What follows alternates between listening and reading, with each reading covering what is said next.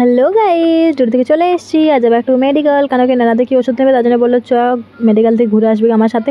তো আমিও বেরিয়ে পড়লাম। আমাকে কেউ কিছু বললে আমি আর যাবো না, তো আমি চলে গেলাম। তারপরে দেখো গাইস, এটা হলো আমাদের হোস্টেল। তারপরে আমরা মেন রোডও চলে এলাম। মেন রোড আসার পর মেডিকেল চলে এলাম। মেডিকেলে যাকে কাকু ওষুধ বার করছে তাকে আমি একটু তালকি ফেলকি মেরে নিলাম। তারপরে ওষুধও নিয়ে আমরা বেরিয়ে পড়লাম হোস্টেল যাওয়ার উদ্দেশ্যে। হোস্টেলে এসে পর একবারই চা নিয়ে চলে গেলাম উপরে চা বিস্কিট বিন্দাস খেয়ে নিলাম। তারপরে একটা দিদি পাস্তা বানিয়েছিল, পাস্তা দিল, পাস্তাটা খেতে খুব সুন্দর হয়েছিল, পাস্তাও খেয়ে নিলাম।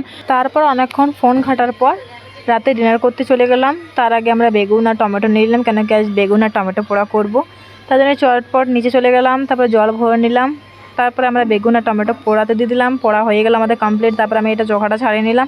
তারপরে উপরে এসে এর মধ্যে টমেটো বলছি, পেঁয়াজ কুচি, ধনেপাতা কুচি আর লঙ্কা কুচি, আচার তেল, নুন দিয়ে ভালো করে মেখে নিলাম। আমার এটা খেতে খুবই ভালো লাগে, তোমাদের কার কার ভালো লাগে কমেন্ট করে জানাও। তারপরে মাখা কমপ্লিট হয়ে যাওয়ার পর আমরা এটা ভাতের সাথে মেখে একদম মুখে চালান করে দিলাম। খেতে খুবই সুন্দর লাগছিলো। তো আমি তাকে খাই। দেখা হচ্ছে নেক্সট ভিডিওতে। Bye bye.